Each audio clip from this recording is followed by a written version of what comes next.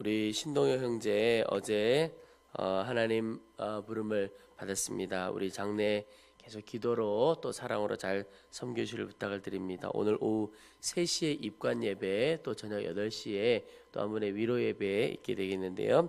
여러분 가능하면 참석해 주셔서 함께 유족들 위로해 주시면 좋겠습니다. 오늘 요나서 4장 1절부터 11절까지 말씀 함께 나누고 기도하는 시간을 갖겠습니다. 하나님께서 요나에게 말씀을 주시고 요나가 니느웨 성읍을 다니면서 말씀을 전했습니다. 물론 그 말씀을 전할 때 온전히 순종하여 말씀 전한 것 아니었지만 사흘길을 다닐 만한 그런 큰 성읍에 하루길 다니면서 외쳐 선포를 했습니다. 그렇게 전한 하나님의 말씀이었지만 니느웨 백성들이 그 하나님의 말씀을 듣고 돌이키는 회개하는 엄청난 일들이 일어납니다. 니느웨 백성들이 회개하고 돌이키는 것을 보고 하나님께서도 그들을 징계하고 심판하려고 하셨던 뜻을 돌이키셔서 니느웨 백성들 심판하지 않고 오히려 회개의 기회를 주고 뜻을 돌이키는 일이 일어나게 됩니다. 그런데 그 이후에 오늘 말씀에 보면 요나가 아주 싫어하고 성을 냅니다. 하나님 앞에 그렇게 성내면서 기도하기를 내가 고국에 있을 때 이러하겠다고 말씀하지 아니하였나이까. 그러니까 하나님께서 니느웨 멸망하게 시키겠다고 하지 않으셨습니까? 그런데 왜 지금 뜻을 돌이키셨습니까? 그러면서 요나가 2절 후반부에 보면 주께서는 은혜로우시며 자비로우시며 노하기를 더디하시며 인애가 크시사 뜻을 돌이켜 재앙을 내리지 아니하시는 하나님이신 줄 내가 알았음이니이다. 여러분 글로 되어 있는데 뉘앙스를 좀 느낄 수 있으면 좋겠습니다. 이 요나의 말은 하나님은 정말 인애가 크시고 그래서 뜻도 돌이키셔서 재앙 내리시지 않는 참 좋은 하나님이시다 이런 분이 아니고 네 하나님은 그런 분이시죠. 그러면서 뭔가 하나님 앞에 지금 불만을 토로하고 있는 그런 분위기입니다. 어떤 면에서 하나님에 대해서 비꼬고 있는 것 같은 느낌을 갖고 있죠. 그러면서 3절에도 보면 하나님 앞에 참 무례하게도 내 생명을 거두어 가소서 사는 것보다 죽는 것이 내게 나음이니이다. 이렇게 하나님 앞에 참 말할 수 없는 그런 모습을 보여주고 있습니다. 근데 여러분 요나가 하나님께서 니느웨 백성들 심판하고 징계하지 않고 오히려 하나님의 그 뜻을 돌이키셨다면 얼마나 놀라운 일입니까? 기뻐할 일인데 그가 매우 싫어하고 성내었습니다. 요나가 왜 이렇게 성을 내고 화를 내게 되었을까요?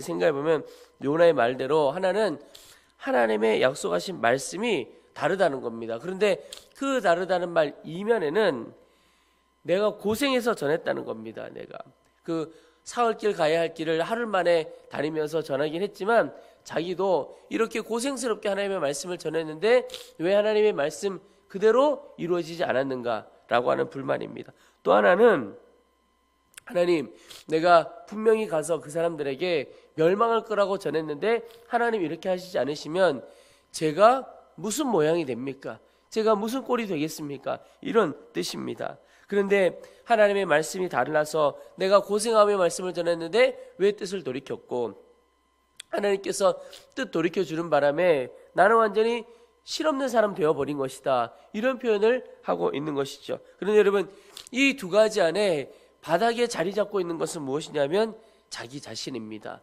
요나가 화내는 것도 자기 중심적인 모습인 것을 보여주고 있는 것입니다. 여러분 요나의 이 화냄이 어떻게 해서 일어납니까?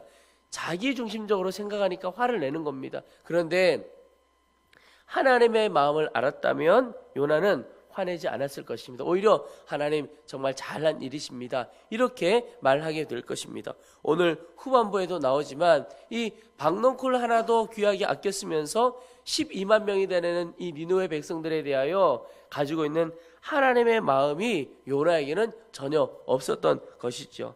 여러분 내가 쌓아놓은 내 성이 강하면 하나님께서 그 성 안으로 들어오실 수가 없습니다. 여러분 내 안에 마음의 문을 활짝 열고 마음의 문을 연다는 것은 이미 내 마음 내 중심 다 내려놓는다는 것입니다. 그래서 내가 완전히 죽어지고 내가 완전히 내려놓아질 때 그 가운데 하나님께서 역사하실 수 있고 하나님으로 충만하게 될 수가 있습니다. 여러분, 오늘 우리가 하나님 앞에 하나님 마음을 구했으면 좋겠습니다. 그런데 하나님의 마음을 구할 때 반드시 같이 가야 하는 것이, 하나님, 제 생각과 제 마음과 제가 쌓아놓은 성, 제가 만들어 놓고 주인 노릇하던 성은, 내 안의 성은 다 무너지기를 원합니다. 나를 깨어야 하나님께서 내 가운데 오셔서 주인 되실 수 있고 주의 마음으로 충만할 수가 있습니다.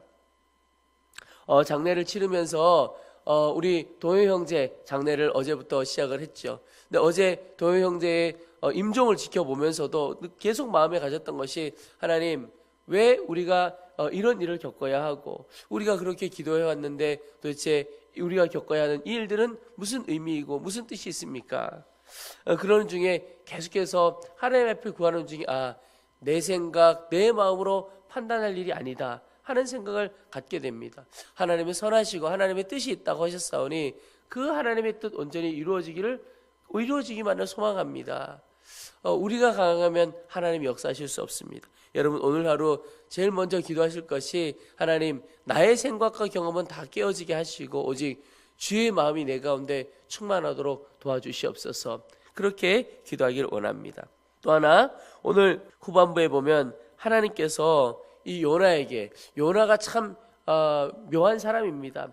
하나님께서 니느웨 성을 징계하시지 않으시니까 도대체 그 성에 무슨 일이 일어날까? 아예 이렇게 여러분, 하나님의 역사를 보아야 하는데 이 성읍에 무슨 일이 일어날까? 마음이 좀 삐뚤어져 있는 것을 보게 됩니다. 그런데 하나님께서 그런 요나도 불쌍히 여겨주셔서 박능쿨을 보내서 이 요나가 겪는 그 뜨거운 태양에서 좀 회복을 하고 쉼을 가질 수 있도록 만들어 주셨습니다. 그런데 그 이후에 하나님께서 벌레를 보내서 이 박능쿨 다 시들어 버리게 합니다. 요나가 굉장히 또 그것 때문에 화를 내게 되죠. 오늘 4절 말씀에 보면 아주 화내는 요나를 볼 수가 있습니다. 그런데 여러분, 한마디 말도 한번 꺼내놓으면 계속 하는 것 같아요. 오늘 8절에 보면 요나가 또 하나님 앞에 막 구하기를, 사는 것보다 죽는 것이 내게 낫습니다. 여러분, 하나님에 대해서 감사와 찬양하고 주님의 선하심을 선포하는 우리 입술이 되기를 축복합니다.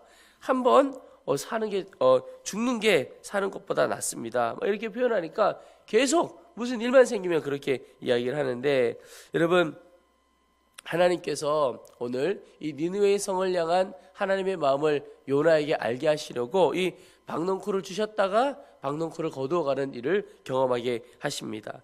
요나가 워낙 하나님의 마음을 알지 못하니까 이런 일을 보여주십니다.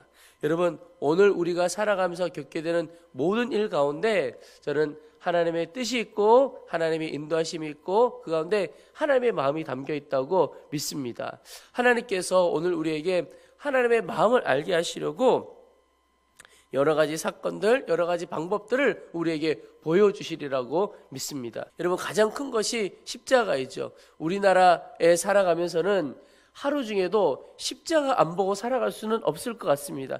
길 가다 보면 그저 눈만 돌려도 수없이 많은 십자가를 볼 수가 있죠. 여러분, 십자가 하나만 보고도 하나님이 우리를 얼마나 사랑하시는가, 하나님의 마음을 깨달아갈 수가 있게 되는 것입니다. 또 십자가 아니어도 지금 이제 겨울로 접어들었는데요, 길 다니면서 그냥 자연의 모습 하나만 보더라도 하나님께서 역사해 주시면 하나님의 마음을 알게 해 가시는 겁니다. 중요한 것은 우리가 하나님의 마음을 알고자 하면 하나님께서 우리가 겪어가는 모든 상황과 사건 속에서 하나님의 마음을 깨닫게 해 주십니다. 근데 그 하나님의 마음의 핵심이 무엇이냐면 사랑입니다. 사랑.